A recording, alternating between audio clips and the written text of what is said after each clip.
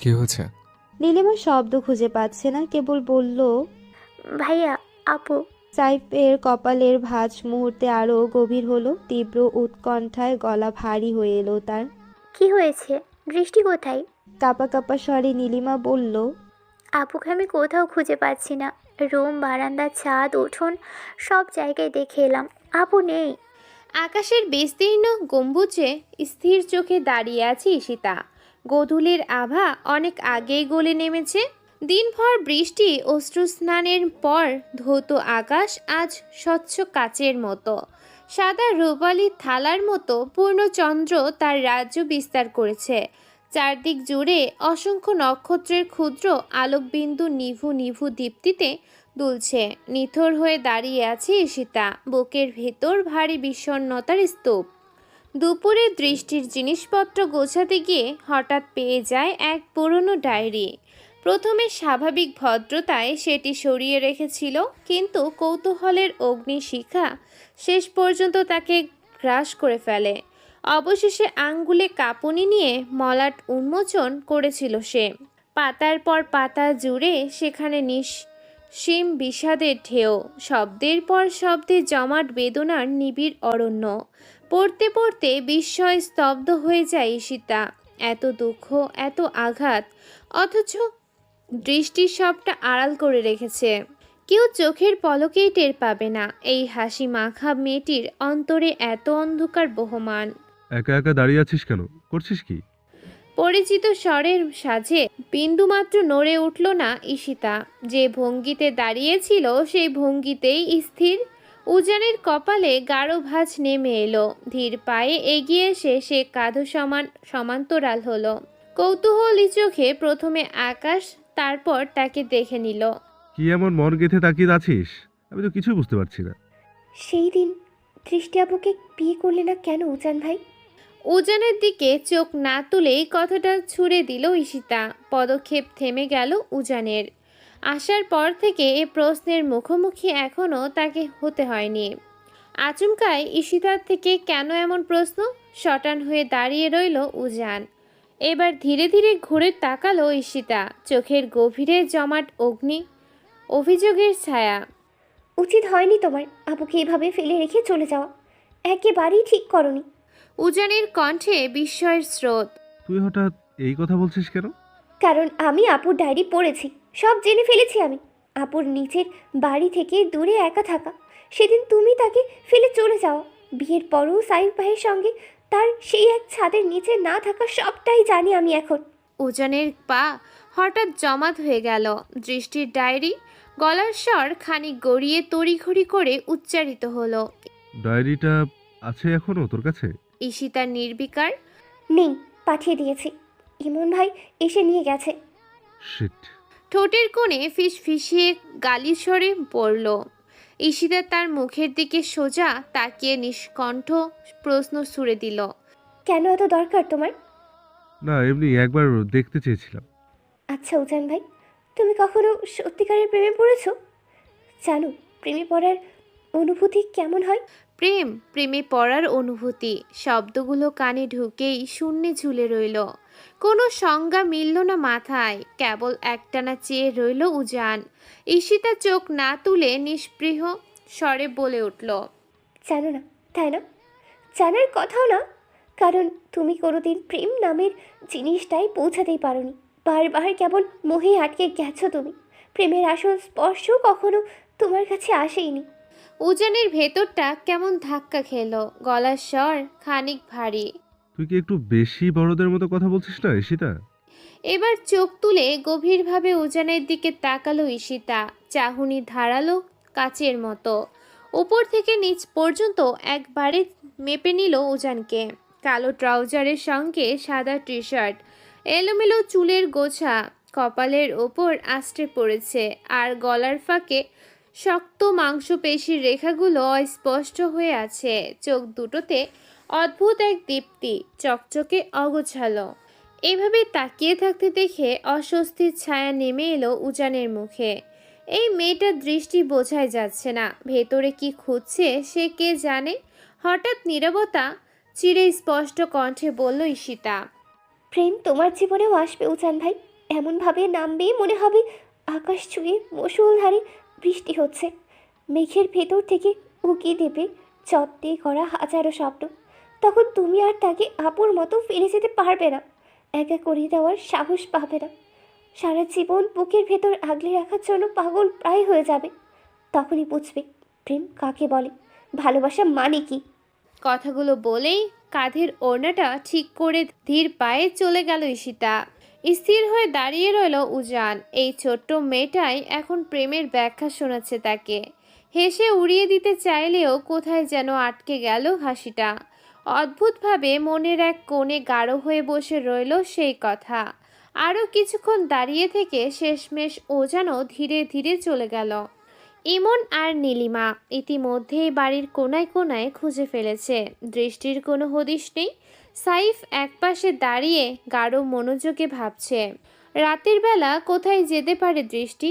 আসার পর থেকে তো স্বাভাবিকভাবেই ছিল সে, কোনো অস্থিরতার আভাস ছিল না। একটা দীর্ঘ নিঃশ্বাস ফেলল সাইফ। পর মুহূর্তেই হঠাৎ স্মৃতির আলতো দরজা খুলে গেল মস্তিষ্কে। চোখে এক ঝলক জ্বলে উঠল। ঠোঁটের কোণে অনিয়ন্ত্রিত এক হাসি ছড়িয়ে পড়ল। হালকা শ্বাস ছেড়ে শরীরের অজানা ভার নামিয়ে নিল সে। ইমন আর নীলিমার ব্যাকুলতার থামিয়ে স্বরে সান্ত্বনা দিল তাদের। আপন মনে তাকের পর তাক স্পর্শ করে চোখ বুলিয়ে চলেছে দৃষ্টি। কতদিন পর এই ঘরে ফিরল সে। সব কিছু ঠিক আগের মতোই টিপটপ করে সাজানো, কোথাও এক চিলতে ধুলোর দাগও নেই। মনে হয় কেউ যত্নে পরিষ্কার করে রেখেছে এই ছোট্ট লাইব্রেরিটাকে। ধীরে ধীরে পা বাড়িয়ে এলো ছোট্ট টেবিলটার কাছে। টেবিলের উপর ছোট ছোট কাগজ আর কলমের ভিড়। তাদের মাঝেই মাঝারি আকারের একখানা ফ্রেম, তিনটি হাস্যোজ্জ্বল মুখ বন্দি হয়ে আছে সেখানে। সংকোচ ভরা আঙ্গুল বাড়িয়ে নিল দৃষ্টি ফ্রেমটা। কাঁপতে থাকা আঙুলে ডগায় আলতো করে ছুঁয়ে দিল ছবিটাকে। তারপর হঠাৎ বুকের ভেতরের সব বাঁধ একসাথে ভেঙে গেল। ছবিটাকে শক্ত করে বুকে জড়িয়ে ধরে হু হু করে কান্নায় ভেঙে পড়ল সে।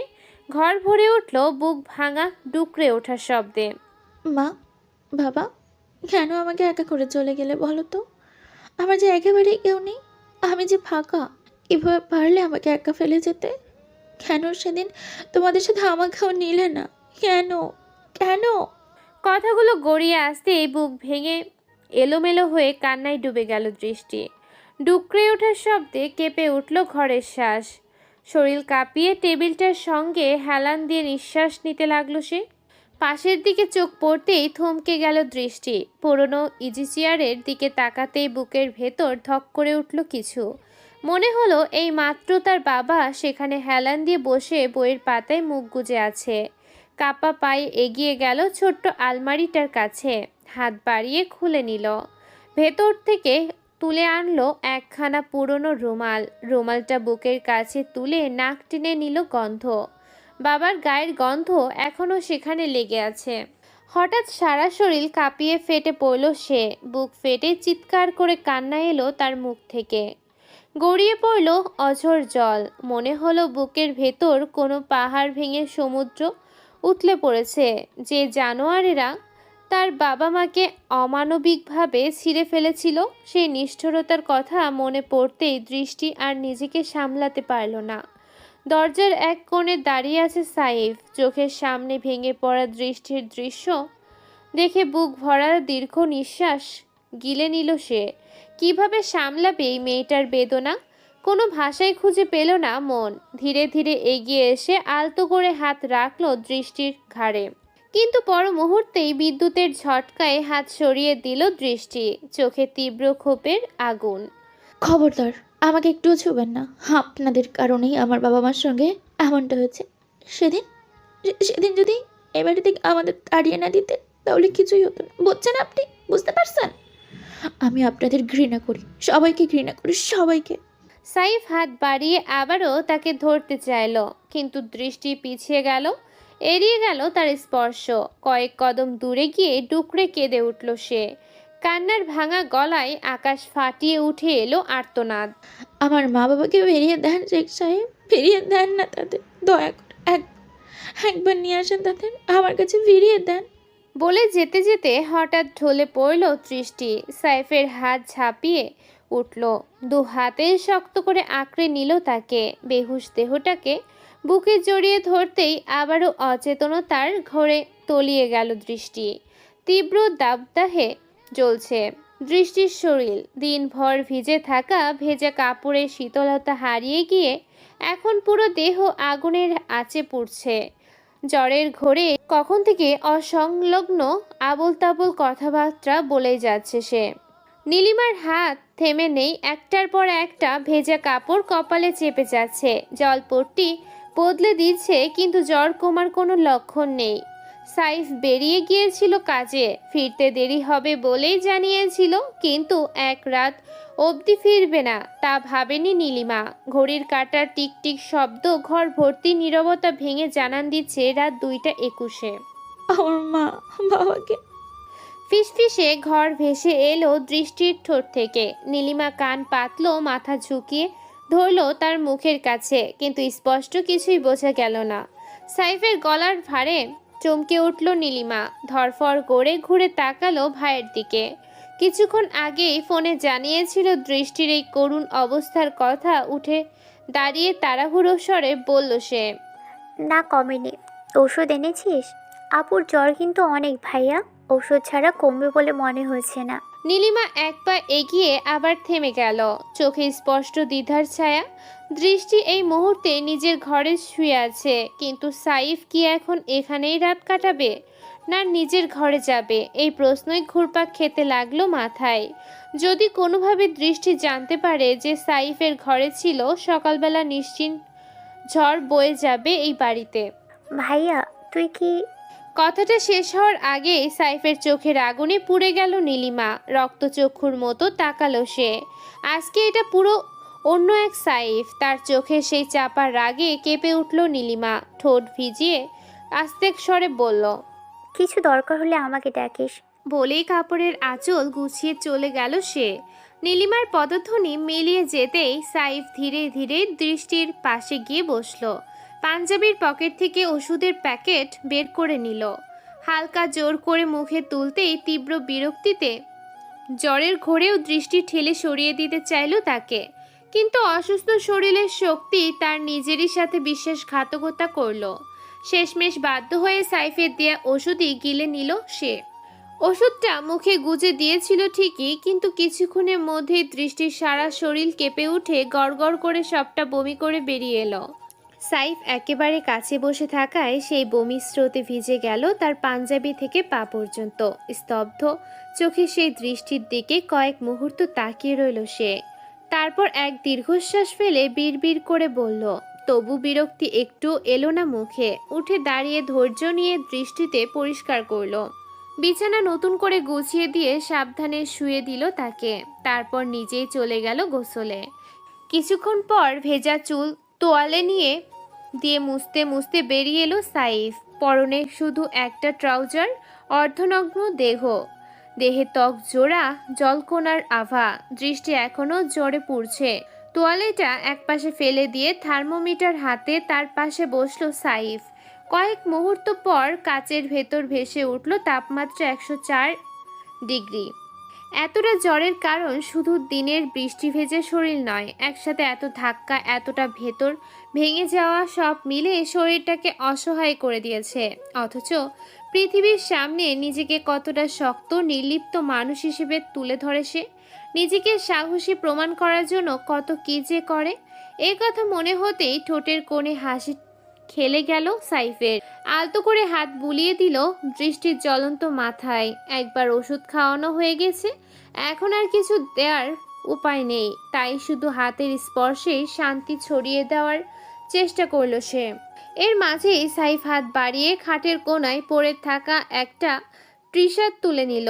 ভেজা শরীরে সেটাই গলিয়ে নিল দ্রুত। তারপর আবার দৃষ্টির দিকে তাকিয়ে রইল স্থির দৃষ্টিতে। ঠোঁট দুটো নিস্তেজ কালচে হয়ে আছে, ফর্সা মুখ জ্বরে লালচে হয়ে আছে, নাকের পাশ ফুলে উঠেছে, চোখের চারপাশে লালচে দাগ আর ফুলে আছে পাতা, দীর্ঘ কান্নার ছাপ এখনো শুকায়নি। শ্বাস নেবার ভঙ্গিতেও অস্থিরতা, ছোট ছোট ঢেউয়ের মতো ঘন ঘন উঠছে বুক। হঠাৎ সাইফের শ্বাস গলায় আটকে গেল। শুকনো ঢোক গিলে চোখ ফেরাতে চাইলো, অথচ চোখ দুটো অবাধ্য। আবারও গিয়ে থিতু হলো সেই ক্লান্ত অদ্ভুত সুন্দর মুখের ওপর। তারপর একেবারেই ফিসফিস করে বলে উঠল। বলতে বলতে সাইফ নিজের বৃদ্ধাঙ্গুলে তার আর তর্জনী দিয়ে দৃষ্টির ঠোঁটে আলতো স্পর্শ রাখলো। ঠান্ডা সেই ছোঁয়ায় অচেতন দেহের ভেতর থেকে হালকা এক শিরশিরে সাড়া উঠল। দৃষ্টি অজান্তে কেঁপে উঠল সামান্য। আর তখনই সাইফের ভেতরে বাঁধ ভাঙা আকুলতা দানা বাঁধল। নিজেকে সামলাতে পারল না সে। ধীরে মুখ বাড়িয়ে খুব আলতো করে ঠোঁট ছুঁয়ে দিল দৃষ্টির ঠোঁটে। এতটাই মৃদু ছোঁয়াটা হওয়ার মতো লাগলো যাতে দৃষ্টি ঘোরের মাঝে কিছু বুঝে না ফেলে। মুখ তুলে নিয়ে আবারও তার উপর ঝুঁকে রইল। গরম শ্বাস এসে পড়ল দৃষ্টির চোখে মুখে। একাগ্র মনোযোগে চেয়ে রইল সাইফ। হঠাৎ পিটপিট করে খুলে গেল দৃষ্টির চোখ। ঝাপসা হয়ে দেখা গেল তার সামনে সাইফকে, এতটা কাছে যে শ্বাসের উষ্ণতায় মুখে লেগে আছে। জ্বরের ঘোরেই হাত বাড়িয়ে সাইফের গাল স্পর্শ করল দৃষ্টি। তার উত্তপ্ত হাতের তাপ সাইফের শরীর কাঁপিয়ে দিল। তৎক্ষণাৎ নিজের হাত রেখে দিল দৃষ্টির হাতের ওপর, আলতো করে ধরে রাখলো বুকে। ঝুঁকে থেকে ফিসফিস স্বরে উচ্চারণ করলো, মুখ শুকনো, কণ্ঠে শুধু ভাঙা শ্বাস। আমাকে আমাকে একটু ভালোবাসুন। একেবারে আস্তে, প্রায় ফিসফিসিয়ে কথাটা বলেছিল দৃষ্টি, কিন্তু সাইফের কানে তা নিখুঁতভাবে গেঁথে গেল। মুহূর্তে শরীর জমে এলো তার। কি করবে বুঝে উঠতে পারল না। শুকনো ঠোঁটে জিভ বুলিয়ে নিল সে। ঠিক সেই সময় আচমকা দৃষ্টি নিজের সমস্ত দুর্বলতা সত্ত্বেও তৎক্ষণাৎ সাইফের ঠোঁটকে নিজের করে নিল। হঠাৎ ঘটে যাওয়া এই স্পর্শে স্তব্ধ হয়ে গেল সাইফ। নিজের সমস্ত সংযম ভেঙে ঝুঁকে গিয়ে পুরো শরীর দৃষ্টির গায়ের উপর ভর করে পড়ল। কিছুক্ষণ সে অচেতন উত্তাপে গলে থাকার পর দৃষ্টি ধীরে ধীরে তাকে ছেড়ে দিল। চোখ বন্ধ করে হাঁপাতে লাগলো। বুক ওঠানামা করছে অস্থির ছন্দে। সাইফও এখনো নিজের ঘোর কাটাতে পারছে না। ফিসফিসিয়ে দৃষ্টি বলে উঠল। ঠান্ডা লাগছে। দৃষ্টির গায়ে মোটা ব্ল্যাঙ্কেট জড়িয়ে রেখেও তার শরীরের স্পষ্ট কাঁপুনি সাইফের হাতে এসে লাগলো। এই অদ্ভুত শীত মাংস ভেদ করে ঢুকে যাচ্ছে হাড়ের ভেতর। এক মুহূর্ত দেরি করল না সাইফ। কোনো কিছু না ভেবে খাটে উঠে শুয়ে পড়ল দৃষ্টির পাশে। দুহাত দিয়ে শক্ত করে জড়িয়ে নিল তাকে। নিজের উষ্ণতা ঢেলে দিতে চাইল সমগ্র দেহে, কিন্তু তাতেও দৃষ্টির কাঁপুনি থামল না। স্বস্তির হয়ে উঠল সাইফ। শেষমেশ কোনো দ্বিধা না রেখে নিজের টি শার্টের ভেতর গুজে নিল দৃষ্টিকে। দৃষ্টি হালকা গুঙিয়ে উঠল।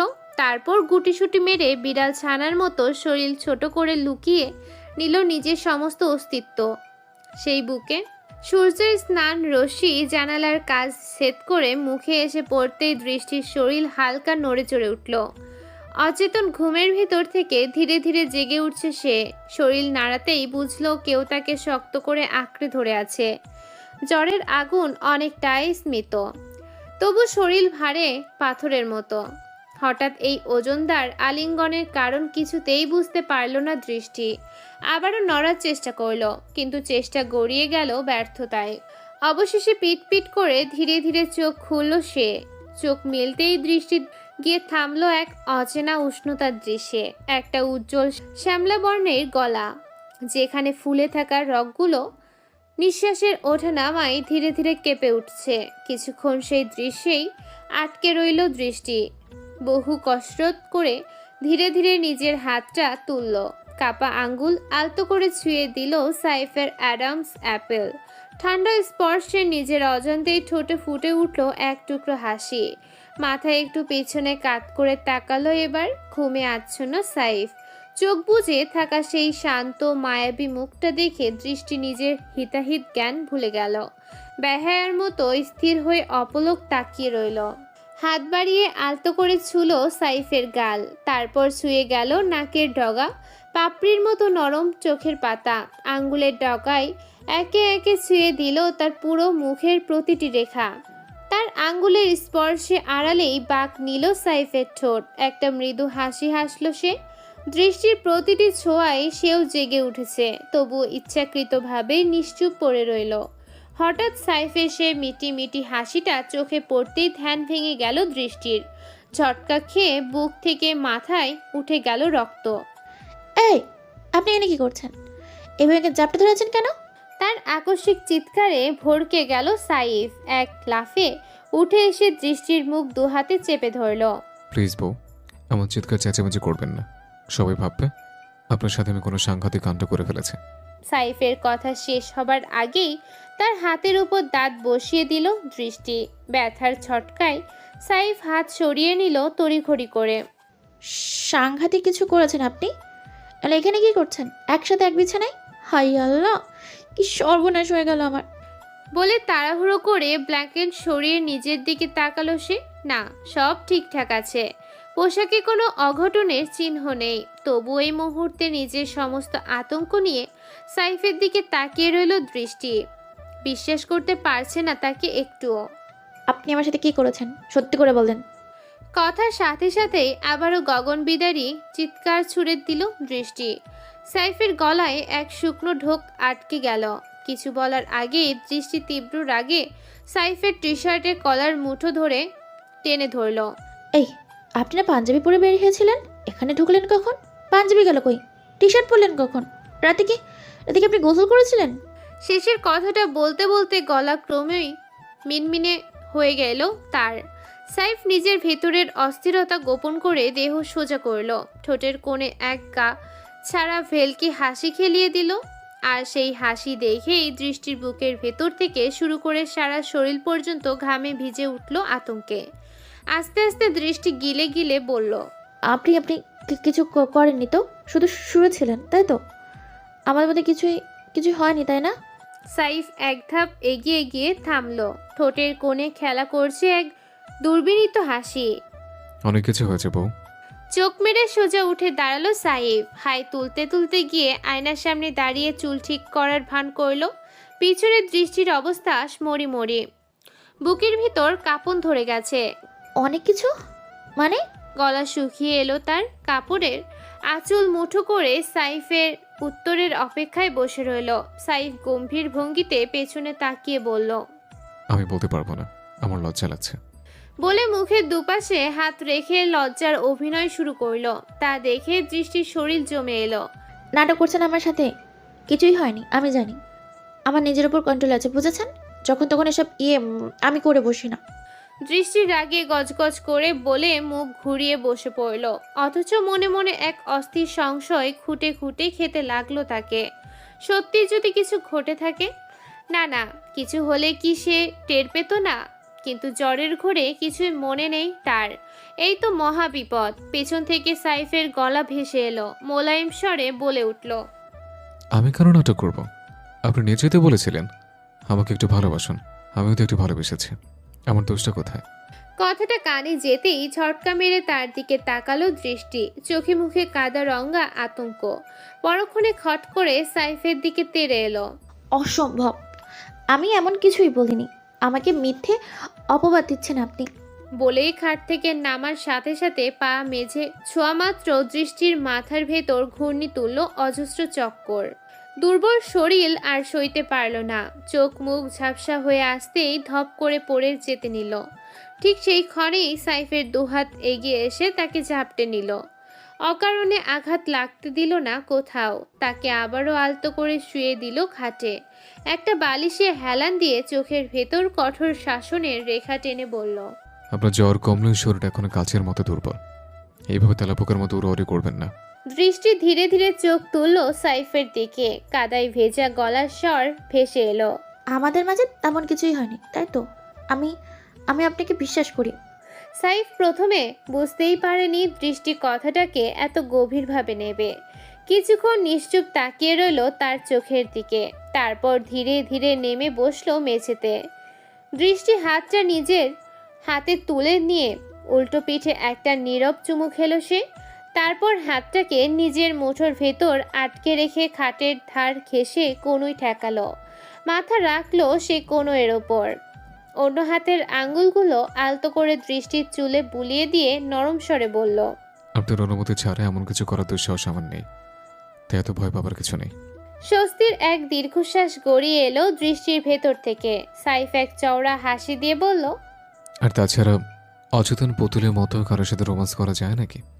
আমরা তো করবো শখ জ্ঞানে, করবো না বলুন? বলে হালকা হেসে উঠল সাইফ। তার দিকে চোখ কুঁচকে কটমট করে তাকালো দৃষ্টি। মুহূর্তেই ঝটকা মেরে নিজের হাতটা ছাড়িয়ে নিল। অসভ্য লোক কোথাকারে! একটা অচেতন মেয়ের ঘরে ঢুকে কি না কি করেছেন, ছি! আবার বুক ফুলিয়ে বলে বেড়াচ্ছেন, লজ্জা করে না? বেরোন এখান থেকে, নির্লজ্জ লোক। সাইফ দুই হাত তুলে মাথার উপর ধরল, হাসি মাখা স্বরে বলল, নিজে কাছে টেনে নিলেন, এখন আবার নিজে অপবাদ দিচ্ছেন। হায় রে কপাল আমার। বলেই দরজার দিকে হাঁটা ধরেছিল সাইফ।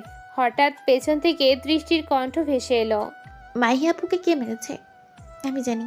পায়ের গতি থেমে গেল সাইফের। ঘুরে তাকালো তার দিকে। দৃষ্টির চোখও তীক্ষ্ণ হয়ে তাকিয়ে রইল সোজা সাইফের চোখের গভীরে। আপনিও জানেন তাই না? ওদের ব্যাপারটা আপনি দেখবেন, আমি পুলিশকে বিশ্বাস করি না। কিছুক্ষণ স্থির থেকে সাইফের ঠোঁট বাঁকলো এক অদ্ভুত হাসিতে। আপনাকে এসব নিয়ে ভাবতে হবে না, আপনি অসুস্থ, এসব চিন্তা মাথা থেকে ঝেড়ে ফেলেন, আমি দেখছি কি করা যায়। মাথার পিছন চুলকে নির্বিকার ভঙ্গিতে আরেকবার হাসল সে। তারপর ঘুরে দরজার দিকে পা বাড়ালো। দৃষ্টি গভীর মনোযোগে ডুবে গেল নিজের ভাবনার ভেতরে। দরজার চৌকাঠ পৌঁছে সাইফ শেষবারের মতো একবার তাকালো তার দিকে। পরক্ষণেই সে ঘর থেকে বেরিয়ে গেল। মাত্র দৃষ্টিকে খায়ে ঘর থেকে বেরিয়েছে নীলিমা, হাতে ভেজা জামা কাপড়ে ভরা বালতি। আজ রোদ উঠেছে তেজি, তাই এই ফাঁকে কাপড়গুলো ছাদে শুকোতে দেবে। কিন্তু সিঁড়ির কোণ ছুতেই থেমে গেল তার পা। কারণ আছে থামার। সিঁড়ির পাশের ঘর থেকে মাঝারি আওয়াজে ভেসে আসছে এক সুরেলা হিন্দি গানের ধারা। তার ফাঁকে ধপাধপ শব্দ, কেউ তাল মিলিয়ে শরীর চালাচ্ছে। নীলিমা কিছুক্ষণ দ্বিধার দাঁড়িয়ে রইল, শেষমেশ কৌতূহলের কাছে হার মানল। হাত বাড়িয়ে আলতো করে ঠেলে দিল দরজাটা। দরজার চৌকাঠের ফাঁক গলিয়ে চোখ মেলে তাকাতেই নীলিমার শ্বাস আটকে গেল। ঘরের ভেতর হিন্দি গানের বোল, আর তার সঙ্গে পাগলাটে ভঙ্গিতে আয়নার সামনে দাঁড়িয়ে একলা নৃত্যে মাতোয়ারা ইমন। হ্যাংলা শরীরের ওপর পিন হয়ে বসা সাদা টি শার্ট, নিচে প্যান্ট, দুহাত হাওয়ায় ছুঁড়ে কোমরের হাড়ে হাড়ে দুলিয়ে দিচ্ছে তাল। সুর হাড়ের মজ্জায় ঢুকে তাকে বেসামাল করে ফেলেছে। নীলিমার বিস্মিত চোখে তবদা খেয়ে থমকে দাঁড়িয়ে রইল। এ কেমন অবাস্তব দৃশ্য! এই লোক কি পাগল হয়ে গেল নাকি? পরে আর নিজেকে সামলাতে পারল না নীলিমা। বালতিটা সশব্দে মেঝেতে নামিয়ে হঠাৎ করেই উচ্চস্বরে হেসে উঠল। হঠাৎ এই অট্ট হাসির বিস্ফোরণে ইমনের শরীর বিদ্যুতের শক খেলো। ধূপ করে থেমে গেল নাচ। ভয়ার্ত চোখে ঘুরে টাকা দিয়ে দরজার মুখে দাঁড়িয়ে থাকা নীলিমার খোলা দাঁতের হাসি সারা ঘর দুলিয়ে দিল।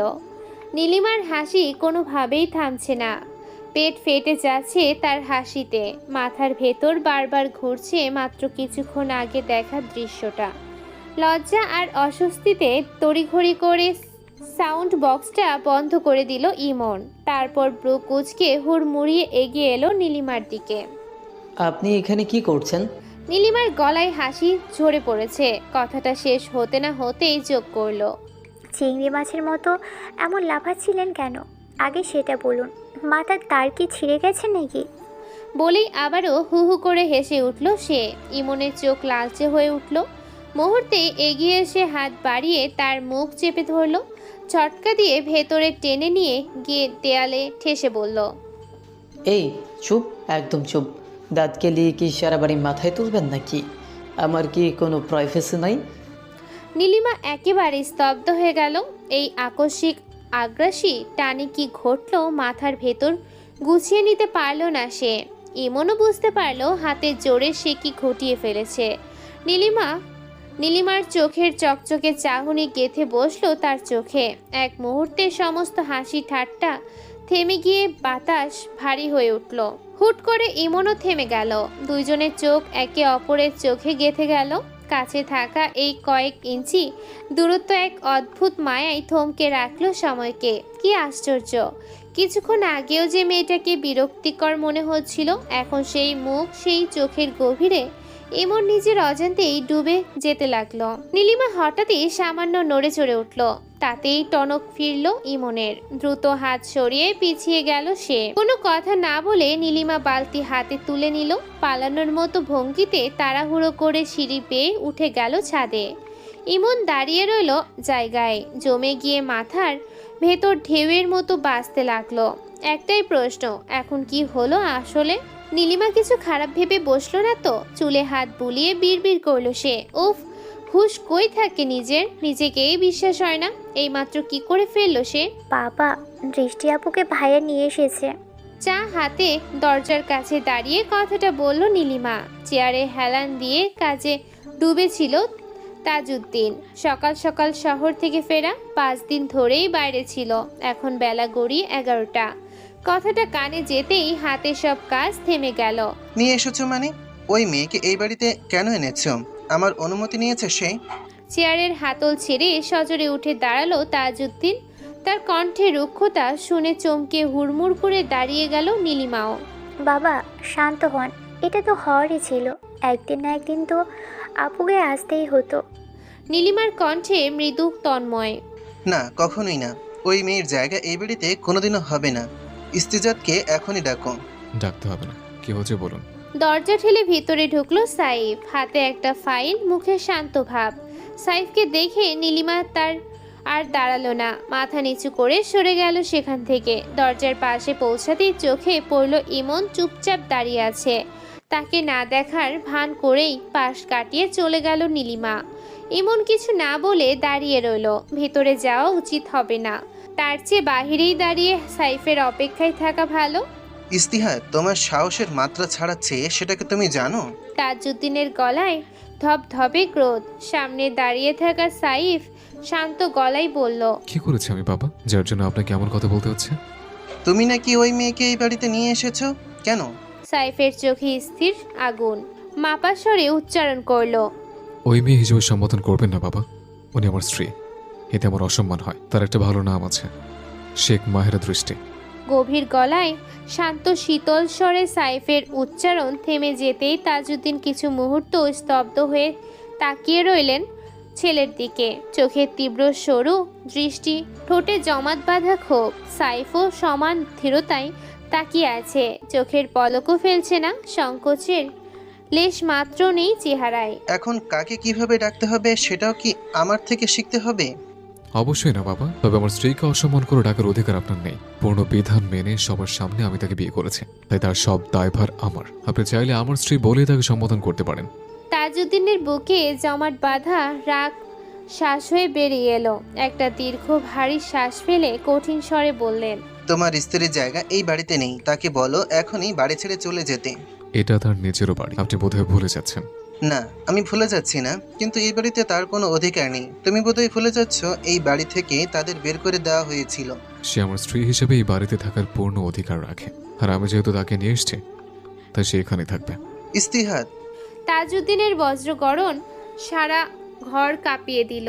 বাইরে দাঁড়িয়ে থাকা ইমনও থরথর করে উঠল সেই ধ্বনিতে, কিন্তু সাইফ বিন্দুমাত্র কাঁপল না, শুধু মাথা খানিকটা ঝুঁকিয়ে ঠোঁটের কোণে টেনে তুলল এক অদ্ভুত হাসি। আমার কথার অবদ্ধ হওয়ার ফলাফল নিশ্চয়ই তুমি জানো।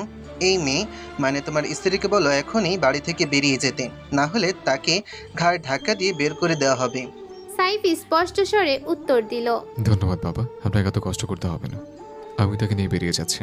কথা শেষ করেই পা বাড়ালো সে। পেছন থেকে বজ্রনাদে ভেসে এলো তাজউদ্দিনের কণ্ঠ, তুমি যাচ্ছ মানে? তোমাকে তো যেতে বলিনি। সাইফ একবারও ফিরে তাকালো না, ধীর পায়ে এগোতে এগোতে বলল, যে বাড়িতে আমার স্ত্রীর জায়গা নেই সেখানে আমিও থাকতে চাই না। আমাদের থেকে এখন এই মেয়ে তোমার কাছে বেশি। সাইফ নিষ্পৃহ দৃষ্টিতে তাকালো বাবার চোখের দিকে, অনমনীয় গলায় বলল, আপনারা সবাই আমার আপন, আপনার স্থান আলাদা, সম্পূর্ণ আলাদা। আপনি আমাকে ছাড়া থাকতে পারবেন, কিন্তু আমি আমার স্ত্রীকে ছাড়া থাকতে পারবো না। তার আমি ছাড়া আর কেউ নেই। একটা ধর্ষিত মেয়ের জন্য এত দরদ আসে কোথা থেকে তোমার? ধসে পড়ার মতো ধপ করে চোখ বন্ধ করলো সাইফ। আঙুলের অস্থি অবধি শক্ত হয়ে গেল মুঠোয়। ক্ষোভের উত্তাপে মুখমণ্ডল জ্বলতে লাগলো। দরজার বাইরে ইমন কথাগুলো শুনে থরথর করে কেঁপে উঠল। দুর্ভাগ্য, একই শব্দখণ্ড দৃষ্টির কানেও গিয়ে আঘাত করলো। দরজার পাশে ইমনের ঠিক পাশে দাঁড়িয়ে আছে দৃষ্টি। ইমন আতঙ্কিত চাহনিতে তাকালো তার দিকে, কিন্তু দৃষ্টির নিস্পন্ধ, না কোনো বিস্ময় না কোনো চমক। স্তরঙ্গ সেই মুখখানা আরো গভীর যন্ত্রণা শুল হয়ে বিঁধল ইমনের হৃদয়ে। ওকে ছেড়ে দাও, বিনিময়ে যা চাইবে তাই পাবে। চাইলে তোমায় পুনরায় বিয়ের আয়োজনও আমি করে দেব। সেই পর্যন্ত সহ্য করতে পারল না সাইফ। রক্তাভ চাহনি ছুঁড়ে ঘুরে দাঁড়ালো তাজউদ্দিনের দিকে। আমার স্ত্রীর প্রসঙ্গে আরেকটি শব্দ যদি আপনার মুখ থেকে বের হয়, আমি ভুলে যাব আপনি আমার বাবা। তাজউদ্দিনের ঠোঁটে ফুটল তিক্ত হাসি। আর কত অধপতনে অধ্যক্ষে নামবে তুমি ইস্তিহাদ? রাগে ফেটে পড়ল সাইফ। তেড়ে যাচ্ছিল তাজউদ্দিনের দিকে, কিন্তু হঠাৎ এক ধীর হাত তার বাহু চেপে ধরল। আকস্মিক এই স্পর্শে থেমে গিয়ে ফিরে তাকাতেই চোখে পড়ল দৃষ্টিকে। এই অপ্রত্যাশিত মুহূর্তে তাকে দেখে থেমে গেল সাইফের হৃদস্পন্দন। সব শুনেছে কি দৃষ্টি? আতঙ্ক গোপন করতে না পেরে স্তম্ভের ছবি তাকিয়ে রইল সে। অবিচল নির্বিকার দৃষ্টি তার হাত ছেড়ে নিজে এগিয়ে গেল তাজউদ্দিনের মুখোমুখি। এখনও সে আপনার মতো অধঃপতনের তলানিতে নামেনি, তাই সব শব্দ আপনার মুখে শোভা পায় না চেয়ারম্যান সাহেব। তাজউদ্দিন চোখ কুঁচকে তাকালো দৃষ্টির দিকে। কত বছর পর এভাবে মুখোমুখি দাঁড়ালো তারা, আর সেই মুখে ভেসে উঠেছে ছোট ভাইয়ের অবয়ব। নিজেকে সামলে নিয়ে ঠোঁট বেঁকিয়ে উচ্চারণ করলো, এই রূপের জাদুতেই ইস্তেহাদকে উন্মাদ বানিয়েছো তুমি, তাই তো? না হলে তোমার আছে আর কি, অথচ লাভ কি? এই রূপও তো কলঙ্কিত। মৃদু হাসি ছড়িয়ে মাথা নত করলো দৃষ্টি। নীরব সম্মতিতে স্বীকার করেও চোখের স্থিরতায় ফের বিদ্ধ করলো তাকে। একদিন এমনই এক রূপের মোহে পড়ে আপনিও তো নিজের হিতেহিত জ্ঞান হারিয়ে ফেলেছিলেন। স্মৃতিকে এত সহজে মুছে যায় চেয়ারম্যান সাহেব? চলুন এখান থেকে। সাইফ এগিয়ে এসে দৃষ্টির হাত ধরে টেনে নিতে চাইলো, কিন্তু সে পাথরের মতো অটল। স্থির চোখে সাইফের দিকে তাকিয়ে শীতল স্বরে বলল, আমরা এই বাড়ি ছেড়ে কোথাও যাব না শেখ সাহেব। আপনার বাবার বাড়িতে হয়তো আপনার বাবার জন্য জায়গা নেই, তো আমার বাবার বাড়িতে আপনার জন্য জায়গা আছে। এই যে মেয়ে, এই বাড়িতে তোমার কোনো স্থান নেই। তাজউদ্দিনের কথা শুনে ঘাড় কাত করে ধীর স্থির চোখে তাকালো দৃষ্টি। ধারালো স্বরে জবাব দিল, কোথাও আপনার ভ্রম হচ্ছে। আমার শরীরেও যে শেখ পরিবারের রক্ত প্রবাহিত, সেটা কি ইচ্ছে করেই ভুলে গেছেন? তেজটা আসে কোথা থেকে তোমার? বাবা নেই, মা নেই, পরিবার নেই, নিজের কোনো সম্মানও নেই। একে তো ধর্ষিত, তার উপর আবার বিয়ের দিন বিয়ে ভেঙে গেছে। এত কলঙ্ক বই নিয়ে এখনো শ্বাস নিচ্ছ কিভাবে? তোমার তো অনেক আগে মরার কথা ছিল। বাতাস জমাট বেঁধে এলো। দৃষ্টি স্থির হয়ে রইল। কয়েক নিঃশ্বাসের সময় ধরে চোখ না সরিয়ে তাকিয়ে থাকলো সে তাজউদ্দিনের দিকে। এদিকে সাইফের পায়ের তলা শূন্য হয়ে গেল। সামান্য দুলে পড়ল শরীর। কথাগুলোর বিষ এমনভাবে ছড়িয়ে পড়েছে যে নিজের কানে শুনে সাইফের বুক জমে আসছে। তাহলে দৃষ্টির অন্তরে এই শব্দগুলো কতটা বিষাক্ত হয়ে বিচ্ছে তা সে কল্পনাও করতে পারছে না। মরে গেলে তো আপনারই সাধ্য সিদ্ধি হতো, তাই না? শুনে রাখুন, তো উদার দয়ার শরীর আমার নয় যে নিজের মৃত্যু দিয়ে কারো জয় নিশ্চিত করব। আমি থাকবো, আপনার চোখের সামনেই থাকবো, আর আমার যা প্রাপ্য তা আমি আদায় করে ছাড়বো। পারেন তো বাধা দিয়ে দেখান। বাক্য ছুড়ে দিয়ে দৃষ্টি হঠাৎ ঘাড় ঘুরিয়ে পা বাড়ালো। তীব্র বাতাসের ধাক্কায় খুলে গেল তার বিশাল খোপা। ঝরে পড়ল চুলের ঢেউ। কোমর ছাপিয়ে ঝলসে গেল বাতাসে। এমন বোঝার আগেই চোখের সামনে থেকে ঘূর্ণি বাতাসের মতো মিলিয়ে গেল দৃষ্টি। সাইফের চোখে জলজলে রক্তাভ দৃষ্টি। স্থির হয়ে তাকিয়ে রইল তাজউদ্দিনের দিকে। কয়েকটি ভারী মুহূর্ত পার হতেই সেও পদক্ষেপ নিল। ধেয়ে গেল সেই দিকেই যেদিকে হারিয়ে গেছে দৃষ্টি। আয়নার সামনে অবিচল দাঁড়িয়ে আছে দৃষ্টি। দৃষ্টি 15 মিনিট ধরে একই ভঙ্গিতে, নড়াচড়া নেই শরীরের বিন্দু মাত্র। খোলা চুলের কিছু গোছা এলোমেলো হয়ে কপালে আছড়ে পড়েছে। কাপড়ে আঁচল গড়িয়ে পড়েছে কাঁধ থেকে, সরে গিয়ে মেঝেতে নিঃসার হয়ে পড়ে আছে, অথচ কোনো ভ্রুক্ষেপ নেই। স্থির চোখের চাহনি আটকে আছে কেবল নিজের প্রতিবিম্বে। হঠাৎ খট করে খুলে গেল দরজা। ধীর পদক্ষেপে ভেতরে প্রবেশ করলো সাইফ। তবু দৃষ্টির চোখে কোনো সাড়া নেই। দরজা বন্ধ করে সোজাসুজি তার দিকে মুখ ফেরাতেই ঠিক সেই মুহূর্তে পাশে রাখা ফুলদানি তুলে এক ঝটকায় প্রচণ্ড শব্দে আঘাত খেয়ে আয়নার কাঁচ চূর্ণ বিচূর্ণ হয়ে গুঁড়ো গুঁড়ো হয়ে ছড়িয়ে পড়ল মেঝেতে। কাচের এই ভাঙা শব্দে সাইফের শরীর কেঁপে উঠল। ধীরে ধীরে ঘুরে দাঁড়ালো দৃষ্টি। জ্বলন্ত চাহনি নিক্ষেপ করলো সাইফের চোখে। দৃষ্টির চোখে চোখ পড়তেই শ্বাস গলায় আটকে গেল সাইফের। অস্বাভাবিক লাল দুটি চোখ দীর্ঘ সময় ধরে গোপন কান্নার চাপে যেন ফেটে রক্ত ঝরবে এখনই। সেই চোখের ভয়াল তখন সাইফের বুক চিরে ভস্ম করে দিল তাকে। ধীরে তার দিকে এগিয়ে এলো দৃষ্টি। আমাকে এখানে কেন টেনে এনেছেন? ইচ্ছে করে, তাই তো? আমাকে আবারও গড়িয়ে দেওয়ার জন্য? কি এজন আপনার ভেঙে চুটে টুকরো টুকরো করে দিতে চাইছেন? এত প্রয়াস? শুকনো ঢোক গিলে ফেলল সাইফ। মেয়েটার কণ্ঠ শিউরে ওঠা কোনো অশরীরীর মতো শোনাচ্ছে। কান কেটে বুকের ভেতর ঢুকে যাচ্ছে। মুহূর্তের মধ্যে এগিয়ে এসে পাঞ্জাবির কলার মুঠো করে চেপে ধরল দৃষ্টি। কেন আমাকে বিয়ে করেছিলেন আপনি? আমার মতো এক ধর্ষিতা মেয়েকে বিয়ে করে উদারতার পতাকা ওড়াতে কে বলেছিল আপনাকে? সাইফ নীরব। সেই নীরবতাকে ঝাঁকিয়ে ভাঙার জন্য আবারও ঝাঁপিয়ে পড়ল দৃষ্টি। কলার টেনে আরও কাছে নিয়ে চিৎকারে ভরিয়ে দিল চারদিক। একদম চুপ থাকবেন না, বলুন। আপনার বাবার ভাষায় আপনিও কি আমার রূপে পাগল হয়েছেন, তাই তো? কিন্তু শুনুন, এই রূপে কিচ্ছু নেই। এরূপ অপমানিত, এরূপ কলঙ্কিত। শুনছেন আপনি? শুনতে পাচ্ছেন আমার কথা? শুনতে পাচ্ছেন? সাইফের চোখে ভেসে উঠল নিঃশেষ অসহায়তা। এই মুহূর্তে কোন শব্দে কোন ভঙ্গিতে ভাষা প্রকাশ করবে কিছুই খুঁজে পেল না সে। এই কারণেই আমি আপনাকে এড়িয়ে গিয়েছিলাম। আমার কলঙ্কের ভারে আপনার জীবনটা আমি শেষ করতে চাইনি। আপনাকে কখনো বিয়ে করতেও চাইনি। তাহলে কেন বিয়ে করলেন? কেন? কারণ আমি আপনাকে ভালোবাসি। শুধু মুখশ্রী নয়, এই সৌন্দর্য নয়, আপনি যেমন, আপনার ভেতর বাহির মিলিয়ে সম্পূর্ণ আপনিটাকে আমি ভালোবেসেছি। শিথিল হয়ে এলো দৃষ্টির আঙ্গুলের আঁকড়ে ধরা চাপ। এতক্ষণ ধরে জমে থাকা কান্নার বাঁধ ভেঙে পড়ল হুড়মুড় করে। বুক ভেঙে ভেতরে কেঁদে উঠল। সেই শুরু থেকে আপনাকে ভালোবেসেছি আমি, আজও ভালোবাসি, কালও ভালোবাসি, সারা জীবন ভালোবাসবো। কণ্ঠ রুদ্ধ করে দৃষ্টি শব্দ ছুড়ে দিল আবারও। তা আমি যে কারোর ভালোবাসা চাই না, চাই না আপনারও। সরে যান আমার জীবন থেকে। এই কলঙ্কের বোঝা নিয়ে আমি আপনার প্রাপ্য ভালোবাসা ফিরিয়ে দিতে পারবো না। সংসারের দাগ নিয়ে আমি কখনো আপনাকে ভালোবাসতে পারবো না। চলে যান, চলে যান আমার জীবন থেকে। সাইফের বুকের ভেতর অজস্র ধাক্কা দিয়ে আঘাত করতে করতে সাইফ এক পা করে ঠেলে নিয়ে গেল দৃষ্টি, যতক্ষণ না পিঠ ঠেকে গেল দেয়ালে। তারপর তার থেকে সরে গিয়ে হঠাৎ ঝড়ের মতো ঘরের সবকিছু ওলট পালট শুরু করলো। যা সামনে পড়ছে তাই হাতের ঝাপটায় ছুঁড়ে দিচ্ছে এদিক সেদিক। অচেতন ক্রোধের সেই ঝাপটায় এক ছোট্ট ভারী শোপিস এসে সোজা আঘাত করলো সাইফের কপালে। আঘাতের খেয়ালই করল না দৃষ্টি। কপালে হাত রেখে সাইফ সামান্য গুঙিয়ে উঠল, কিন্তু দৃষ্টির কান্নায় গর্জনরত ঘর সেই শব্দ গিলে নিল। রক্ত ফেটে বেরিয়ে এলো কপাল থেকে, গড়িয়ে পড়তে লাগলো মুখ বেয়ে। হাত দিয়ে ব্যর্থভাবে রক্ত থামাবার চেষ্টা করলো সাইফ, অথচ দৃষ্টি কিছুই টের পেল না। কিন্তু দৃষ্টি থেমে নেই। উন্মাদের মতো ঘূর্ণি বাতাস হয়ে উঠেছে সে। বহু বছরের পুঁতে রাখা ক্ষত আজ নতুন করে আগুন ছড়াচ্ছে তার ভেতর।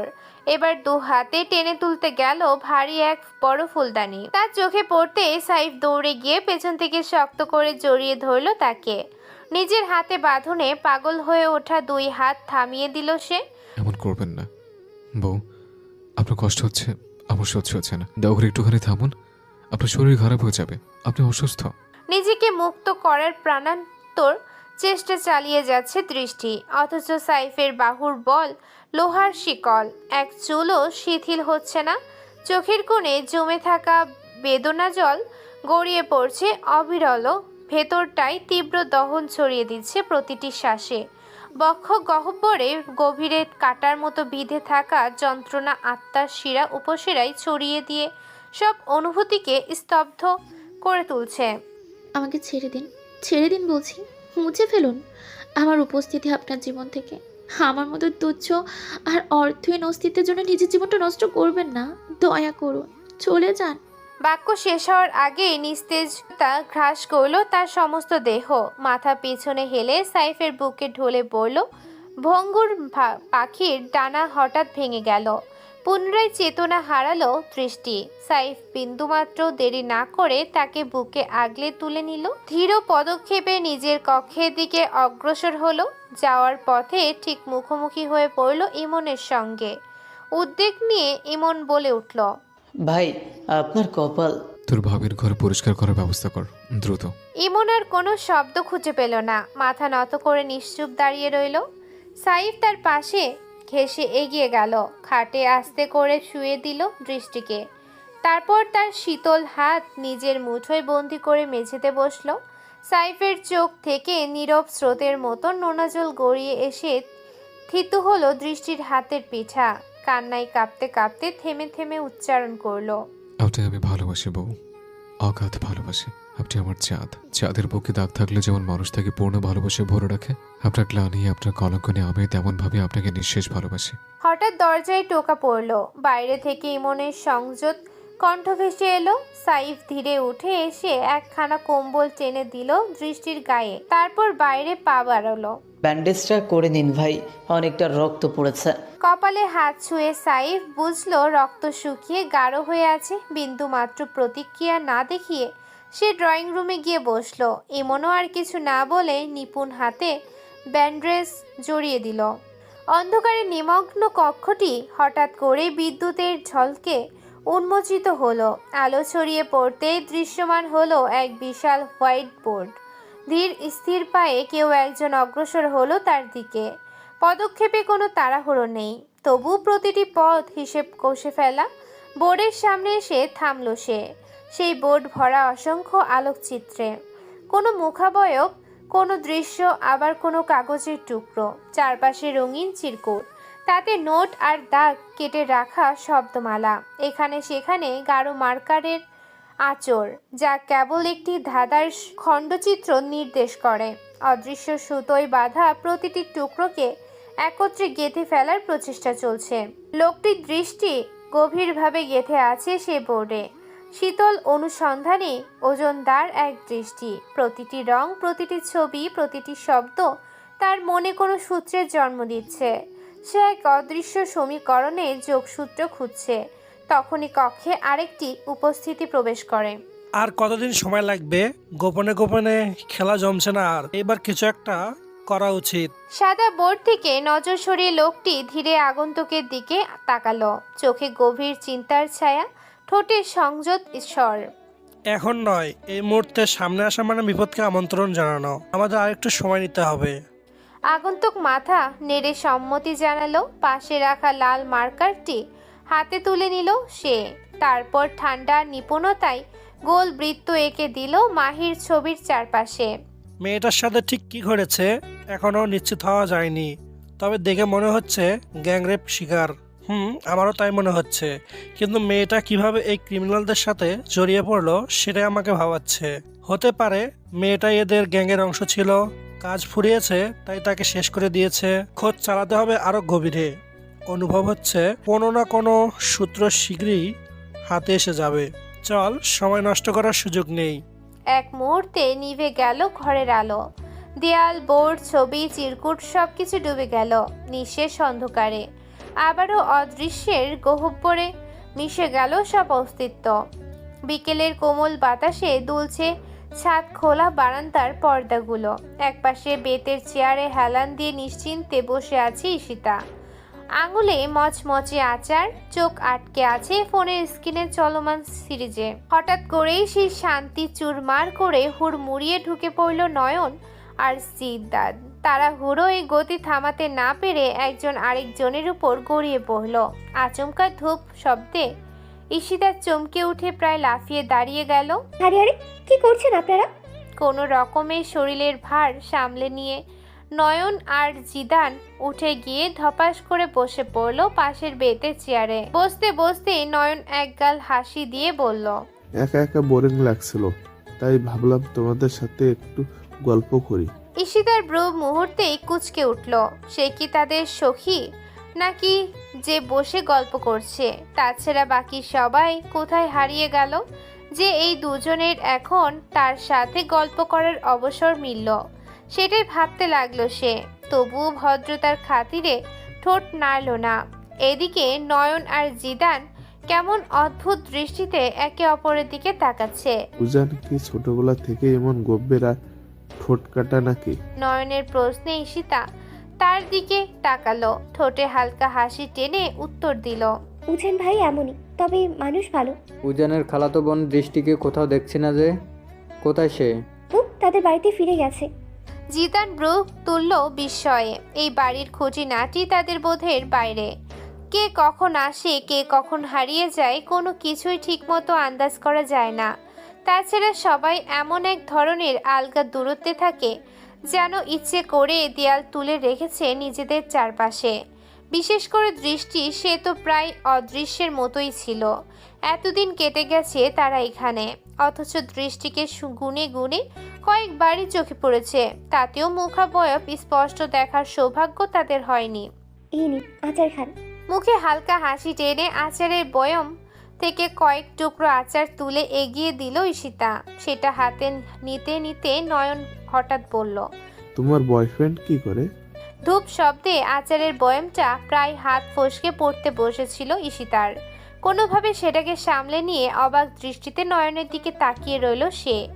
জিদান তাড়াতাড়ি কোনোই দিয়ে নয়নের পেটে একটা ধাক্কা দিল, কিন্তু নয়নের চোখে ততক্ষণে কৌতূহল সে ঈশিতার উত্তর শোনার অপেক্ষায়। মানে তুমি এত সুন্দর একটা মেয়ে, নিশ্চয়ই প্রেম করো। তোমার বয়ফ্রেন্ড কি করে সেটাই জানতে চাইলাম।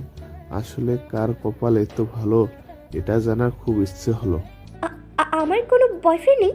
কি বলো, বিশ্বাস হচ্ছে না? জিদান এবার বিরক্ত হয়ে নয়নকে থামাতে চাইল। ও বলেছে নেই, তুই আবার কোথা বাড়াচ্ছিস কেন? সত্যি বলছো তুমি? জি। বলেই হঠাৎ উঠে দাঁড়ালো ঈশিতা, তারপর তড়িঘড়ি করে যোগ করলো, আচ্ছা আপনারা আচার খান, আমার একটু কাজ আছে, কিছু নোটস লিখতে হবে। নিজের মোবাইল হাতে নিয়ে প্রায় দৌড়ে চলে গেল সে। ঈশিতা যেতেই নয়ন মুখ ঘুরিয়ে জিদানের দিকে তাকালো। ভাই, একে যদি পটিয়ে ফেলতে পারি সেই হবে। মনে হচ্ছে আমার প্রেমের ফুল ফুটতে শুরু করেছে। চল শালা এখান থেকে, উজান শুনলে তোর মাথার ধর থেকে আলাদা করবে। বলেই নয়নকে টেনে হিসড়ে সেখান থেকে বের করে দিল জিদান। কিছুদিন আপনি বাইরে যাবেন না? ইমনের কথায় ধীরে ব্রু বাঁকিয়ে দৃষ্টি তুলল নীলিমা। কেন? আমার তো কলেজ আছে। না, আপাতত যাওয়া লাগবে না। ভাই নিষেধ করেছেন। কয়েকটা দিন বিরতি নিন, তারপর আমি নিজেই পৌঁছে দিব। দড়িতে ঝোলানো জামাগুলো গোটাতে গোটাতে হঠাৎই থেমে গেল নীলিমার হাত। বুকের কাছে কাপড় চাপা দুহাত বাঁধা অবস্থায় অনর চাহনি নিক্ষেপ করে ইমনের দিকে স্থির হলো। বলুন তো, কারণ কি? আবার কিছু ঘটেছে নাকি? আমি কিছুই জানি না, শুধু ভাই যা বলেছেন তাই শুনতে হবে। বলেই রেলিংয়ে হেলান দিয়ে দাঁড়ালো ইমন। নীলিমা নীরব রইল, ভেতরে সব প্রশ্ন গিলে ফেলল এক নিঃশ্বাসে। কিছুক্ষণ ভাবনার অতল গহ্বরে ডুবে গেছে ইমন, কণ্ঠে মৃদু বিষণ্ণতা মিশিয়ে বলল, ভাবির অন্তরে কত অনন্ত বেদনা জমা আছে, তাই না? এত ছোট্ট প্রাণী এত অসহ্য যন্ত্রণা কিভাবে বহন করে সে? নীলিমার ঠোঁটের কোণে ক্লান্ত দীর্ঘশ্বাসের ধোঁয়া ভেসে উঠল। নিয়মিত পাতায় যা খোদাই হয়ে যায় তা মানুষের শক্তি দিয়েও মোছা যায় না, কিন্তু আপুর মতো এমন নিষ্ঠুরতম ভাগ্য আর কারো জীবনে না আসুক। ইমনের দৃষ্টি স্থির হয়ে আটকালো নীলিমার ওপর। আগা গোড়া একবার ভালোভাবে দেখল। মেয়েটি অদ্ভুত পরিপাটি, নিখুঁতভাবে গোছানো। আগে কখনো এমন করে তাকে লক্ষ্য করা হয়নি। দৃষ্টির মতো অনিন্দিত সুন্দর না হলেও তার ঔষধজল্যে কোনো কমতি নেই। একই ছাদের বাসিন্দা, একই রক্তধারা।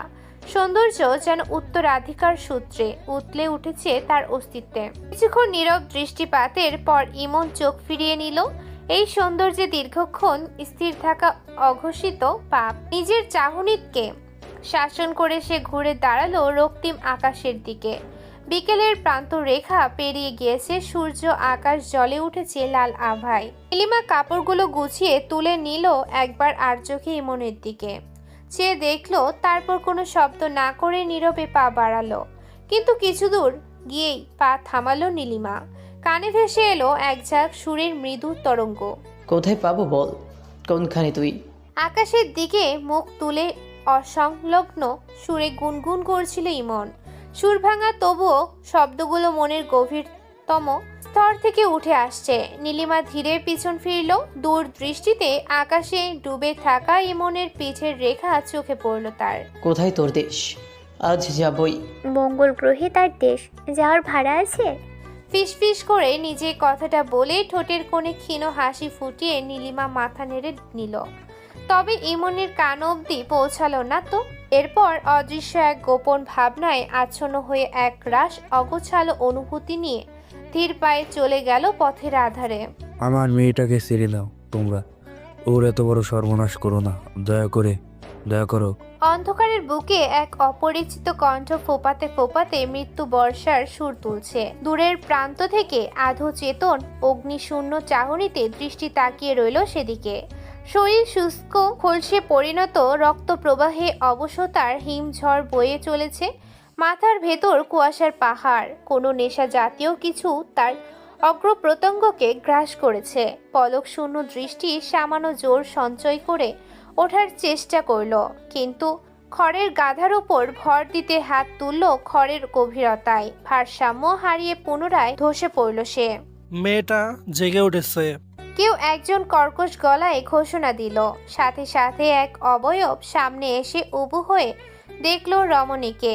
অন্ধকার ভেদ করে দৃষ্টি দেখল এক শিকারীর হাসি। কতগুলো ধারালো দাঁতের শ্বেতরাশি বিদীর্ণ করে দিচ্ছে তার আতঙ্কের দেয়াল। শ্বাসের গাঢ় দুর্গন্ধে ঘেরা সেই মুখ ঝুঁকে আছে তার উপর। দৃষ্টি আঙ্গুলে সেই শক্তিটুকু সঞ্চয় করে লোকটার বুকে ধাক্কা দিল, কিন্তু তার নারীত্বের অবসন্ন আঘাতে লোকটার শরীর এক বিন্দু নড়ল না। তেজটা খেয়াল করছেন ভাই? আপনারে ধাক্কা মারে, সাহস কত? পাশের অন্ধকার কোণ থেকে ভেসে এলো এক তরুণের বিদ্রুপ মাখা কণ্ঠ। দৃষ্টি তখনও সময়ের শিকল ভেদ করে বুঝে উঠতে পারছে না আসলে তার চারপাশে কি ঘটছে। উবু হয়ে থাকা লোকটি ধীরে বিকৃত উপভোগে আঙ্গুলের ডগা চালিয়ে দিল তার কপালের ওপর থেকে ঠোঁটের কিনারা অবধি। পাংশির ওপর সেই স্পর্শ বিষধর সাপের সর্পিল হেঁটে যাওয়ার মতে মনে হলো। দৃষ্টি মুখ ফিরিয়ে নিল দ্রুত। এই আগুনে পানিটুকু ঢালতে পারলেই তো আসল স্বাদ। এই আমার মেয়েটারে স্পর্শ করবি না, সার ওরে চুল বাচ্চা মফসুল দল সার বসতি। মধ্যবয়সী এক পুরুষের গর্জন বাতাসের স্তর চিরে ছুটে এলো। তার শেষ শব্দগুলো শেষ হওয়ার আগে এক যুবক এগিয়ে এসে মুষ্টি তুলে সজোরে আঘাত করলো তার মুখের ঠিক মাঝ বরাবর। খুশির অভিঘাতে চোয়ালের হাড়ে বজ্রপাত হলো। মুখমণ্ডল বিকৃত রক্তিমতায়। পাশের দিক থেকে এক নারীর দম বন্ধ করা গোঙানি ভেসে উঠল। তার মুখ গামছায় শক্ত করে বাঁধা, মাথা অনবরত নেড়ে যাচ্ছে অনুনয়ের মরিয়া ভঙ্গিতে। কিন্তু সে আর ওই মধ্যবয়সী পুরুষ দুজনেরই হাত পেছনে বেঁধে রেখেছে বাঁশের কাঞ্চির সাথে। দৃষ্টি ধীরে মাথা ঘুরিয়ে শিশু সুলভ কাপা কাপা স্বরে জিজ্ঞেস করলো, কি হচ্ছে এখানে? ঠোঁটের কোণে শিকারীর হাসি টেনে লোকটা উত্তর দিল, সেটা অল্পক্ষণ পরে টের পাবা সুইট হার্ট। লোকটার গলার স্বরে ঘনীভূত মাদকতার ছোঁয়া। আঙ্গুলে সিগারেট জ্বালিয়ে দৃষ্টির অনাবৃত মুখের সামনেই আগুনের ক্ষুদ্র শিখা নেচে উঠল। প্রথম টানটায় তামাকের গাঢ় গন্ধ মিশে গেল নিঃশ্বাসে। তারপর ধোয়ার পাক ঘুরিয়ে সে ছুঁড়ে দিল দৃষ্টির মুখমণ্ডলের উপর। দৃষ্টি কাশি চেপে রাখতে না পেরে নাক মুখ বিরক্তিতে কুঁচকে নিল। লোকটা চোখের ইশারায় পাশে দাঁড়ানো এক ছেলেকে ডাকতেই তার হাতে এগিয়ে দিল মোটা দড়ির কুণ্ডুলি। ঠোঁটে ঝুলন্ত সিগারেটের ছাই অনিচ্ছায় কেঁপে উঠলেও হাতের কাজ থামল না। ধীরটানে দৃষ্টির দুই হাত পেছনে বেঁধে ফেলল সে। রক্ত প্রবাহ থমকে যাওয়ার মতো টান অনুভূত হতেই দৃষ্টি প্রাণপণে শরীর ছটফট করে মুক্তির চেষ্টা চালাতে লাগলো। দৃষ্টির সমগ্র দেহে সূক্ষ্ম ঘামের স্তর জমে উঠেছে। ভেতর থেকে তাপ আর ভয়ে মিশে বাষ্প হয়ে বেরিয়ে আসছে। চারপাশে ভেসে বেড়াচ্ছে কুৎসিত হীন রসিকতার কর্কশ হাসি। শরীর ধীরে অবশ্যই আসছে, মাথা শিলাখণ্ডের মতো ভারী। আর সহ্য হলো না, হঠাৎই চোখের পাতা ঝাঁকিয়ে খুলে ফেলল সে। ঘুমের গভীরতা থেকে ছিটকে উঠে এলো বাস্তবের তীব্রতায়।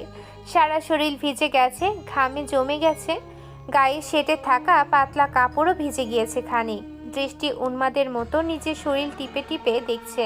গলা আর গালের ঘাম হাতের তালুতে মুছে ফেলতে তাড়াহুড়োয় বুকের ভেতর শ্বাস ওঠানামা করছে অনিয়মিত ঢেউয়ের মতো। আবারও ফিরে এলো সেই দুঃস্বপ্ন, সেই রাতের দম বন্ধ করা স্মৃতি। বিছানা ছেড়ে হঠাৎ উঠে দাঁড়িয়ে ছুটে গেল আয়নার দিকে। ঘর তখন অন্ধকারের গভীরে ডুবে আছে। কেবল বারান্দার কাচ ভেদ করে পূর্ণ চাঁদের স্নিগ্ধ আলো ঢুকে পড়েছে। সে আলো এসে পড়ল দৃষ্টির কাঁধ বেয়ে নিচে। আধো আলো আর আধো আধারের মিলনে তৈরি হলো এক রহস্যময় অবয়ব। আয়নার প্রতিফলনে সে দেখল নিজেকে অনুভূতিহীন প্রাণহীন চাহনিতে দাঁড়িয়ে আছে কোনো অচেনা মানুষ। কিছুক্ষণ চেয়ে থেকে ধীরে ধীরে মুখ ঘুরিয়ে তাকালো আকাশে ঝুলে থাকা চাঁদের দিকে। আকাশের বিস্তৃত নীলাভ ক্যানভাসে থালার মতো উঁকে দিচ্ছে। পূর্ণচাঁদ চারপাশ জুড়ে ছড়িয়ে আছে অগণিত তারার মেলা। চাঁদের কোমল রূপালী আভা গল গলিয়ে ঝরে পড়ছে মাটির বুকে। চারদিক এক স্বপ্নময় মায়াজলে মোড়ানো। সে আলোর ভেতরেই চোখ স্থির রেখে ফিসফিস করে দৃষ্টি উচ্চারণ করলো, দেখেছো চাঁদ, তুমি একা নও, আমিও তোমার মতো কলঙ্ক বহন করি। ঠিক সেই মুহূর্তে এক ছায়া এসে ঢেকে দিল তাকে। চাঁদের আলো ছায়ার চারপাশ ভেদ করে ঠিকরে পড়ছে, তবু দৃষ্টির চারপাশে ঘন কালো অন্ধকার ছড়িয়ে দিল। আশেপাশে সবকিছু রয়ে গেল আলোকিত, কেবল সে নিমজ্জিত রইল ছায়ার আচ্ছাদনে। অর্থাৎ অচল নীরব অবয়ব দাঁড়িয়ে আছে তার একদম সামনে। দৃষ্টি প্রাণহীন চাহনিতে তাকিয়ে আছে সামনের দিকে। অবয়বটি ধীরে ধীরে এগিয়ে আসছে। প্রথমে এক কদম পিছু হাঁটল দৃষ্টি, কিন্তু পরক্ষণে দৃষ্টি ধীর হয়ে সোজা দাঁড়িয়ে গেল।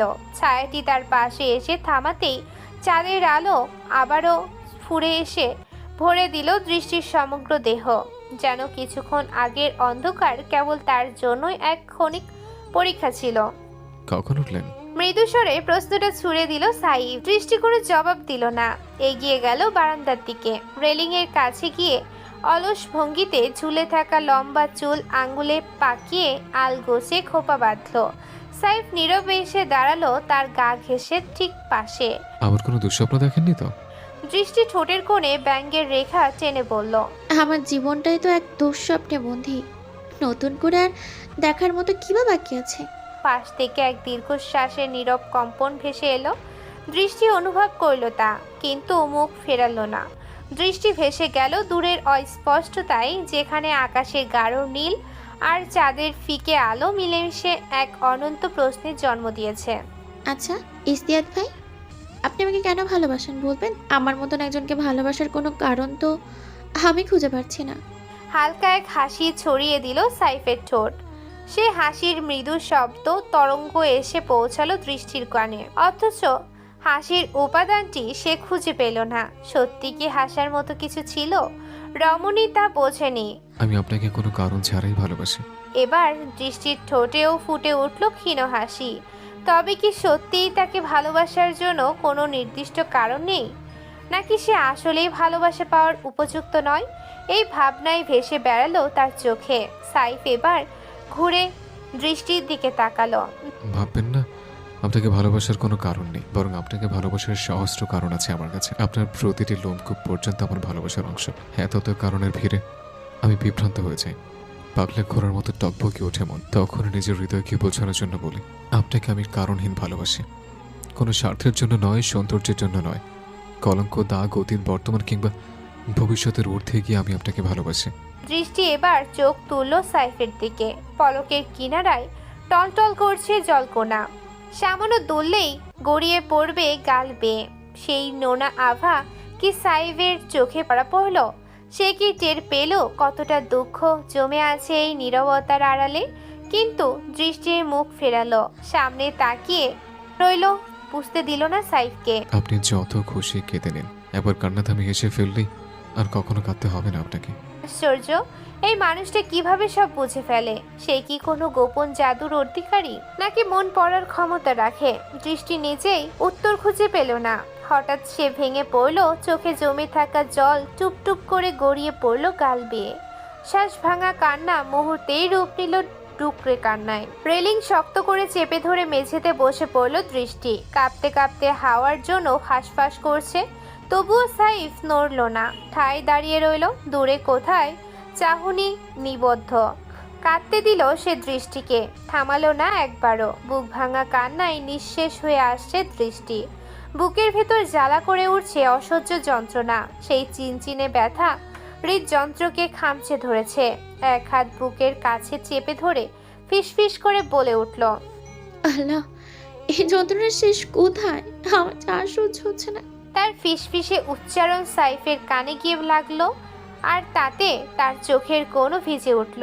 দুহাত পেছনে নিয়ে আকাশের দিকে তাকিয়ে রইল সে। মেঝেতে উবু হয়ে কাঁদছে দৃষ্টি। চোখের জল গাল বেয়ে বুক পেরিয়ে টুপ টুপ করে পড়ছে মেঝেতে। হেসকি তোলা সেই কান্না ধীরে ধীরে ক্ষীণ হয়ে এলো।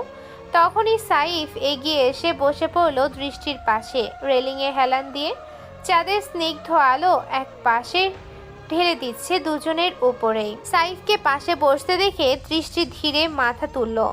সোজা হয়ে বসে তার দিকে তাকালো, মৃদু স্বরে উচ্চারণ করলো, আপনার কাছে একটু মাথা রাখি শেখ সাহেব। সে কি করুণ মিনতি। সাইফ আলতো হাত বাড়িয়ে তাকে টেনে নিল নিজের কাছে। কোনো শব্দ করল না। দৃষ্টি নীরবে মাথা রেখে দিল সাইফের কাঁধে। চোখের জল শুকিয়ে গিয়েছে, তবু গালে দাগ কেটে গেছে নোনা জল। এভাবেই রইল তারা প্রায় 20 মিনিট ধরে। দুজনেই তাকিয়ে রইল দূরের আকাশে ঝুলে থাকা রূপালি থালার মতো চাঁদের দিকে। একটা গান শোনাবেন? ইচ্ছে হচ্ছে। পিট পিট করে তাকিয়ে আছে তার দিকেই। উত্তরের জন্য অধীর হয়ে আছে। সাইফের ঠোঁটে ভেসে উঠল ক্ষীণ মুচকি হাসি। উঠে গিয়ে রুম থেকে গিটারটা তুলে আবার এসে বসলো তার পাশে। আঙুলে প্রথম সুর তুলল। গিটারের তারে চাঁদের আলো ঝরে পড়েছে। তারপর মৃদু কণ্ঠে গেয়ে উঠল, পুষে রাখে যেমন ঝিনু কলসের আবরণে মুখ তোর পুষে রাখে যেমন ঝিনু কলসের আবরণে মুখ তোর দৃষ্টি দু হাঁটু ভাঁজ করে থুতনি রেখে বসে আছে হাঁটুর উপর। গভীর চাহনিতে তাকিয়ে আছে সাইফের দিকে। গান আর সুরের মাঝে হঠাৎই তার ভেতর বয়ে গেল এক অদ্ভুত প্রশান্তি। বুকের ভেতর জমে থাকা আর ভার খানিক হালকা লাগছে। তেমনি তোমার নিবিড় চলা ভিতরেরই বন্দরে আমার ভিতর বাহিরে অন্তরে অন্তরে আছো তুমি হৃদয় জুড়ে। সাইফের দৃষ্টি এখন নিবদ্ধ কেবল তার উপরেই। চাঁদের আভায় এক অপ্সরা নেমে এসেছে ধরা থামে। দৃষ্টি নীলাভ অবয়ব আরো রহস্যময় হয়ে উঠেছে। মেয়েটির চোখ দুটি স্থির, পৃথিবীর দরজা খুলে দিচ্ছে। সরাসরি সেই চোখের গভীরে তাকিয়ে সাইফ আবারও গেয়ে উঠল, আমার ভিতর বাহিরে অন্তরে অন্তরে আছো তুমি হৃদয় জুড়ে। সুরের আবেশে শেষ হতে দৃষ্টি ধীরে ধীরে সোজা হয়ে বসলো। ঠোঁটে একটুখানি প্রশান্তির রেখা। ভালো গান করেন আপনি, সুন্দর ছিল। সাইফ গিটারটা পাশে রেখে আরেকটু এগিয়ে এলো। মাঝে থাকা দূরত্বটাও আরেকটু কমিয়ে দিল। দৃষ্টি হাঁটু জড়িয়ে আবার মাথা কাত করলো। চোখের কোণ থেকে তাকালো সাইফের দিকে। সাইফ আলতো করে হাত এগিয়ে নিয়ে তার কপালের সামনে থাকা চুলগুলো সরিয়ে কানের পেছনে গুজে নিল। আপনি জানেন, আপনি অপসরা তুল্য সুন্দর, তার সঙ্গে ভীষণ বেদনাদায়ক সুন্দরও। আপনাকে দেখলেই বুকের ডান পাশে কেমন চিনচিনে ব্যথা জাগে। অপসরাও দেখে ফেলেছেন আপনি? সাইফ মৃদু হাসলো। অপসরা দেখিনি, তবে ছোটবেলা থেকে যত গল্প শুনেছি তাতে মনে হয় আপনিই সে অপসরা। ভুল করে কেউ আপনাকে দেখে ফেলেছিল হয়তো, আর সেই থেকে তুলনা শুরু। দৃষ্টি ঠোঁট বাঁকিয়ে বলল, জানেন, এই যে আপনি এত উল্টাপাল্টা কথা বলেন, এটার জন্য আপনি 4টা বউ ডিজার্ভ করেন। কেন? একজন মারলে ব্যথা কম লাগবে তাই। কিন্তু আপনি তো মারেন না। মারি না তো মারতে কতক্ষণ লাগে? আপনার হাতে মার খাওয়ার জন্য হলে আপনাকে সারা জীবন চাই আমার বউ। 4 জন লাগবে না, প্রয়োজনে 4 জনের মায়ের আপনি একাই দিয়েন, তো আপনাকে আমি চাই। আপনি পাগল? আস্ত একটা উন্মাদ। আপনার জন্যই এই পাগলের তপা নিয়ে সারা জীবন থাকতে চাই আমি। এই যে এত ভালোবাসা দেখাচ্ছেন, আবার ভেঙে টুকরো টুকরো করে দিবেন না তো? আমাকে নিঃশেষ করার জন্যই তো এত আয়োজন করছেন না? আবার ভেবে দেখেন, এবার আমি ভেঙে গেলে বোধহয় সত্যিই মরে যাব। সাইফ তাকালো দৃষ্টির পানে। কি বলছে দৃষ্টি বুঝতে একটু সময় লাগলো তার। যখনই তার মস্তিষ্ক বুঝে ফেললো সে চমকে উঠল, মৃদু স্বরে ফিসফিস করে বলে উঠল, আপনি? আমাকে ধরে রাখুন শেখ সাহেব, আমাকে হারিয়ে যেতে দিয়েন না। আমি থাকতে চাই আপনার সাথে, একটা গোটা জীবন আপনার সাথে বাঁচতে চাই। শুধুমাত্র আপনার জন্য আমি বেঁচে আছি। কবে এই ক্ষুদ্র অস্তিত্ব বিলীন হয়ে যেত এই পৃথিবী থেকে? যেদিন আপনি আমার হাত ছেড়ে দিবেন সেদিনই আমার শেষ দিন হবে। বলতে বলতেই চোখের পানি ছেড়ে দিল দৃষ্টি। সাইফ পাগলের মতো ঝাঁপিয়ে পড়ল দৃষ্টির ওপর। দৃষ্টির দুগালে হাত রেখে অজস্র চুমু খেলো দৃষ্টির সারা মুখে। এরপর শক্ত করে আগলে নিল বুকের কাছটায়। বুকের মাঝে থেকে দৃষ্টি আবারও বলে উঠল, আমার আপনি ছাড়া কেউ নেই জানেন। আমাকে ছেড়ে যাবেন না তো? কি করুণ শোনালো দৃষ্টির কণ্ঠস্বর। সাইফের রুহু কেঁপে উঠল, আর একটু প্রগাঢ় ভেবে চেপে ধরল। দৃষ্টিও শক্ত হাতে জড়িয়ে নিল সবাইকে। আমি সারা জীবন আপনার সাথেই থাকবো বউ। জীবনটা তো অনেক ক্ষুদ্র, আর আমি না হয় এই ক্ষুদ্র জীবন আপনার নামে উৎসর্গ করলাম, যার একচ্ছত্র আধিপত্য কেবল আপনার। ঘড়ির কাঁটা অবিচল জানিয়ে চলেছে রাত গভীর হয়ে 2:11 ছুঁয়েছে, কিন্তু চুপ মেরে বসে আছে সাইফ ও দৃষ্টি। খাটের কিনারায় বসে দৃষ্টি, আর খানিক দূরে কাউচে সাইফ। দুজনের চোখে নিদ্রাহীনতার সমান্তরাল রেখা। সেই সকাল থেকে অজ্ঞান দেহে পড়েছিল দৃষ্টি। কিছুক্ষণ আগেই মাত্র চেতনা ফিরেছিল। এর মাঝে আবার ডাক্তার এসে পরীক্ষা সেরে দিয়ে গিয়েছেন। ঘুমের ইনজেকশন যার প্রভাবে দিন ফুরিয়ে রাতের কপালে এসে ঠেকেছে তার জাগরণ, আর সেটা এখন মহা সমস্যা হয়ে দাঁড়িয়েছে। কিছুতেই ঘুম আসছে না তার। ঘুম বারবার চোখের দ্বারগোড়ায় এসে ফিরে যাচ্ছে। দৃষ্টির এই জাগরণে সাইফও বন্দী। ক্ষুধা মেটানো শরীর এখন কাউচে আধশোয়া, কিন্তু দৃষ্টিকে পাহারা দেবার অনিবার্য দায় তার পলক পর্যন্ত চুরি করে নিয়েছে। কিছুক্ষণ আগে পাঞ্জাবির আনুষ্ঠানিক বন্ধ ছেড়ে টি শার্ট ট্রাউজারে নিজেকে শিথিল করলেও চোখের চাহনির তীক্ষ্ণ কোনো অনাহত স্বপ্ন কেউ সে প্রবেশাধিকার দেবে না। কিন্তু দৃষ্টির মনোজগতে ঢেউ তুলেছে অন্যরন্থ। সজ্ঞানের সাইফের সঙ্গে একই বিছানা ভাগ করা এই চিন্তাটাই তার অন্তরের পাথরে কাটার খোঁচা। কিন্তু সাইফ ঘুমাবে কোথায়? আগে সেই রক্ষস্বরে সাফ জানিয়ে দিয়েছে এই কক্ষের দ্বার সে পেরোবে না।